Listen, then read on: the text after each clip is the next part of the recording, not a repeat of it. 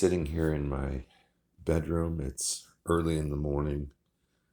I woke up about 5:30 and just started thinking about things and thinking about Whispering Hills and what we're trying to accomplish in that, and spending time with the Lord. Listened to a video that my son Caleb had written about the how God is a genius, and it made me sit here and think that rather than come up with something that I've been wanting to talk about, uh, just just maybe right here in the middle of this, sit and just talk as if I'm sitting here thinking through things and have no particular place to go in it. And I think that's kind of um, a good thing. I I get to write quite a bit about the struggles that I have post the car accident that I had. And today is an interesting day because I have to go see my doctor. And the doctor I had the whole time I was in the hospital. And I've been taking Ritalin now for a year and a half. And we have to talk today about whether I'm going to continue to take the Ritalin or not. There's some um, governmental issues that have to be worked through. And apparently, I have to show that I need to take it in order to continue to take it, which seems really weird to me because if I had ADHD, nobody would question it. But because I have brain damage, you know, nobody believes in that. But I do. I live it every day. And so uh, the, we're not going to have the Ritalin. And I guess it's going to go down. My ability to talk and my ability to think and reason, and then it'll come back up a little bit, and that's what we're going to gauge uh, whether I need it or to continue with it or not. And yet, to be honest with you, um, I don't know where this is going to take me because while I'm not on the Ritalin, I don't even know, after 3 or 4 days of not taking it, whether it'd be safe for me to drive. Because one of the things it does for me is it helps my brain to be able to focus. Um, as a result of that accident, it really has nothing at all to do with. Um, I don't have ADHD, but my brain doesn't focus right, and I've struggled with it. So that's going to be hard. I don't know if I can, as I said, I don't know if I can continue to drive safely. I can't read now. And actually, it's gotten just a little bit better as time has gone on, that I can kind of work things out a little bit. Couldn't sit and read a book or read a newspaper or a recipe, but I can get little pieces out of it if I work really hard on it. That's gonna be a lot worse, a lot more difficult. Um, I've learned to say things, not the words I'm trying to think of, but something that's similar to it because it's just the words don't come out. I know I've talked about that before. They just don't come out.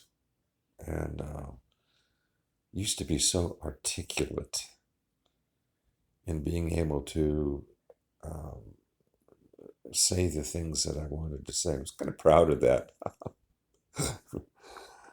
But now it's tough. I mean, I can't think of the most normal things that people talk about all the time just don't come out of my mind, out of my mouth. It's not, and weird words come out, words that aren't what I was trying to say at all. When I first was hurt, I would say things were amazable. I was like that, amazable. I think it means amazing. But to this day, a year and a half later, words come out that aren't the words that I'm trying to say, made up words, that sort of thing. That's going to get worse. My number one word that I use when I'm trying to describe things that I haven't spent a lot of time thinking about, working through before I say something, is thingy. Everything in our house is a thingy. My wife, and I say Ridley. uh, my wife gets frustrated. See, I couldn't come up with the word. My wife gets frustrated because everything's a thingy. She doesn't know what I'm talking about. And I just can't say the word. Just can't come up with it. So that's going to become more just going on every day in life. I'm not sure about working, how that's going to work out. It could be that I'll have to have my son pick me up and take me, because I work for him now, as most people know. And I don't know if I can work all day. It's going to be a hard month. And I suppose I can come back through the month a couple of times. That's a good idea. And just say how things are going to go, how things are going. I think it'd be helpful for a lot of people. And, the other thing that's just kind of coming to my mind this morning is, and I've said this so many times that, God and I have to do these things together. And one of the main things in my life is just wanting to know Him. And I'm more inclined every day to just realize that I think it's easy to come up with things in our mind that are not true. It's easy to spend time in the Bible and come up with theologies or doctrines that we just sit there and it pops into our mind. We go, oh, this must be the way it is. And yet God is just so completely other than humanity that He's beyond our mind's ability to comprehend. Even when God says, you know what, I'm going to do it, I'm going to come as Jesus, and so I'll be another human being, and people can understand the human beings, and yet He was so otherly, other. People didn't get what He was trying to say either. I mean, He said the most extraordinary things. So I've gone through this time, since the accident, always thinking that, okay, so God and I,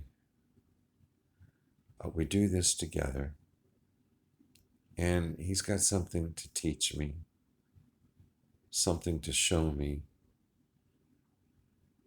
and I'm going to have to listen like I've never listened before. I have to accept who I am now and where I am. I can never pastor a church again unless I have complete healing from God. At this moment, that hasn't happened, but I've had healing, but not a complete healing. I couldn't handle all the things that would be necessary for me.